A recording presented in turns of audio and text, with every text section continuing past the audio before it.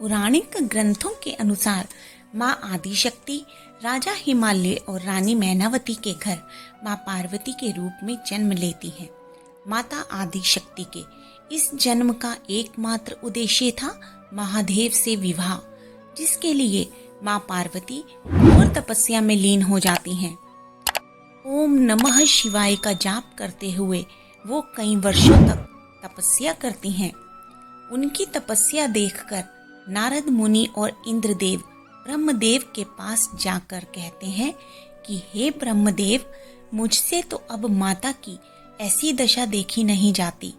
महादेव तो गहन समाधि में लीन हैं। कदाचित ऐसा प्रतीत होता है कि उनको तो माता पार्वती के कठोर तप का कोई ध्यान ही नहीं है।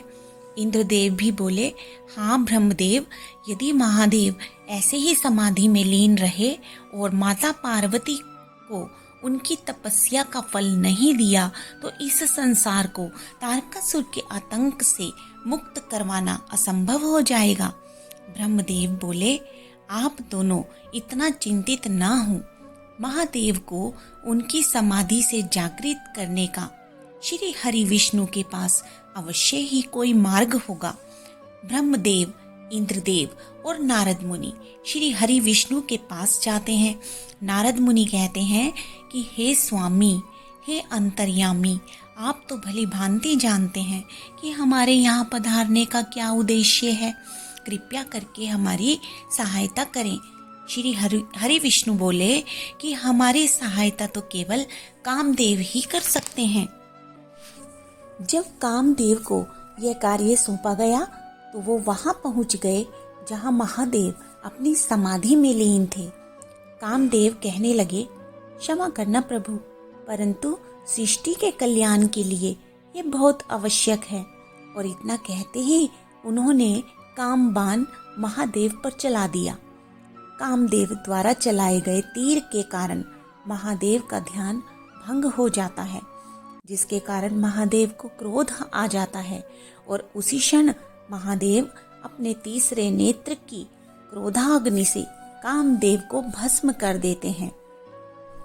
और महादेव के क्रोध को शांत करने के लिए श्री हरि विष्णु महादेव से कहते हैं कि महादेव, आप शांत हो जाइए।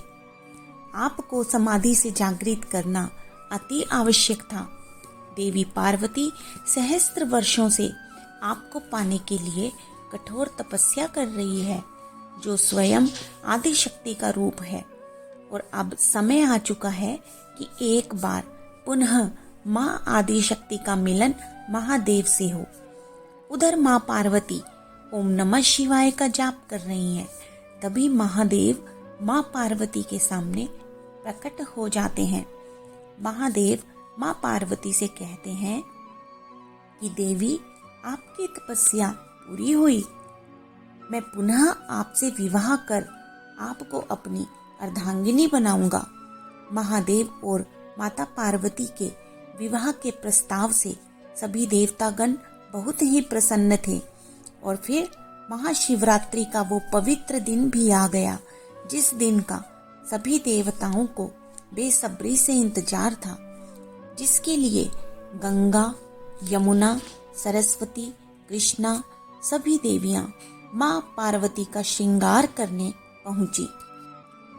वो माता पार्वती से कहने लगी कि हम तो यहाँ आपका श्रृंगार करने पहुंचे थे देवी पार्वती, लेकिन स्वर्ग की अप्सराओं ने तो हमारे पहुंचने से पहले ही आपका इतना अद्भुत श्रृंगार कर दिया है। आपके इस रूप को देखकर तो हमारा हृदय अति प्रसन्न हो गया देवी।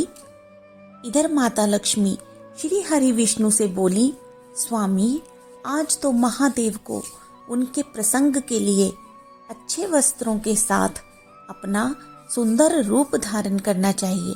तब श्री हरि बोले, आपने उचित कहा देवी लक्ष्मी, महादेव तो ऐसे ही सरल हैं, इसलिए तो सभी उन्हें भोलेनाथ कहकर पुकारते हैं।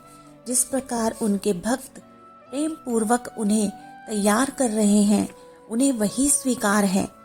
अपने गले में नरमुंडों की माला धारण किए हुए और पूरे शरीर पर भस्म लपेटे हुए महादेव अपने नंदी बैल पर सवार होकर अपने सभी गणों, सभी देवताओं और सभी भूतों की बारात लेकर माँ पार्वती के महल की ओर प्रस्थान करते हैं। इस अवसर पर सभी देवता, शिवगण और भूत खुशी से नाच रहे थे। वहीं देवी मैनावती राजा हिमवान के साथ भगवान शंकर के स्वागत हेतु आरती की थाली सजाए खड़ी थी।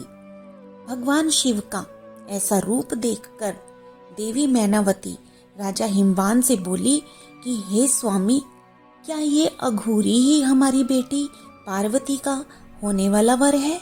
राजा हिमवान बोले, कदाचित मुझे भी ऐसा ही प्रतीत होता है रानी।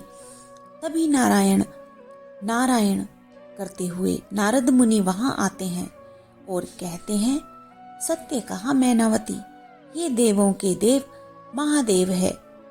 रानी मैनावती कहती है, नहीं नहीं, ये सत्य नहीं हो सकता, और अगर ये सत्य है तो मैं ये विवाह कदापि नहीं होने दूंगी।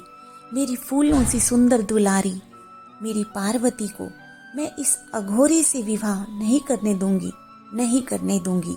और वो बेहोश होकर धरती पर गिर जाती हैं। तभी माँ पार्वती आती हैं और कहती हैं, अपने नेत्र खोलो माँ। माँ, आज तुम्हारी पुत्री का विवाह है और आप इस तरह मूर्छित हो गई। क्या आपको किसी बात की चिंता सता रही है? रानी मैनावती बोली, पार्वती मेरी पुत्री, मुझे क्षमा करना, किंतु मैं तुम्हें इस अघोरी से विवाह करने की अनुमति नहीं दे सकती, जिसके पूरे शरीर पर भस्म लिपटी है, जिसके इर्द गिर्द भूतों का तांडव हो रहा है। तुम किस प्रकार इस अघोरी के साथ रह पाओगी मेरी पुत्री? माता पार्वती बोली, माँ, महादेव का कोई एक रूप नहीं, अपितु अनेकों रूप हैं। इस संसार का सबसे रौद्र रूप भी वो है और इस संसार का सबसे सुंदर मनमोहक रूप भी उनका है। आप कृपया कर उनसे भयभीत ना हो। तब श्री हरि बोले, हाँ रानी मैनावती, आप चिंतित ना हो। यदि आप महादेव को इस रूप में देखकर भयभीत हो रही हैं, तो मैं महादेव को इस संसार के सबसे सुंदर रूप में सजाकर आपके समक्ष लेकर आऊंगा। इसके पश्चात भगवान विष्णु ने महादेव को उनके चंद्रशेखर रूप में सजाया, जिसे इस समस्त संसार का सबसे मनमोहक रूप कहा जाता है, जो भगवान विष्णु के श्री राम और श्री कृष्ण के रूप से भी अधिक सुंदर है। महादेव के चंद्रशेखर रूप को देखकर सभा में उपस्थित सभी व्यक्ति मंत्रमुग्ध हो गए और देवी मैनावती भी उनके इस रूप को देखकर अत्यंत प्रसन्न हो गई। महादेव के इस रूप के समक्ष माता पार्वती का अति सुंदर रूप भी फीका पड़ गया। तभी रानी मैनावती बोली, मुझे माफ कर दे महादेव, मुझे भान हो गया कि समस्त सृष्टि में आपसे सुंदर कोई और नहीं। तब श्री हरि बोले, रानी मैनावती, अब तो आपको देवी पार्वती का महादेव से विवाह करने में कोई आपत्ति तो नहीं। तब ब्रह्मदेव बोले, अब हमें और विलंब न करते हुए विवाह के कार्यक्रम को पूर्ण करना चाहिए।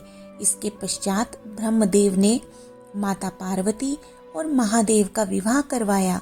विवाह के पश्चात ब्रह्मदेव के वरदान स्वरूप महादेव और देवी पार्वती के पुत्र कार्तिकेय के द्वारा तारकासुर नामक भयंकर असुर का अंत संभव हुआ और कामदेव की अर्धांगिनी रति के अनुरोध पर महादेव ने वरदान स्वरूप कामदेव को पुनः जीवित किया। तो कैसी लगी आपको माँ पार्वती और शिव के विवाह की ये कहानी? हमें जरूर बताइएगा। जय श्री कृष्ण, जय श्री राधे।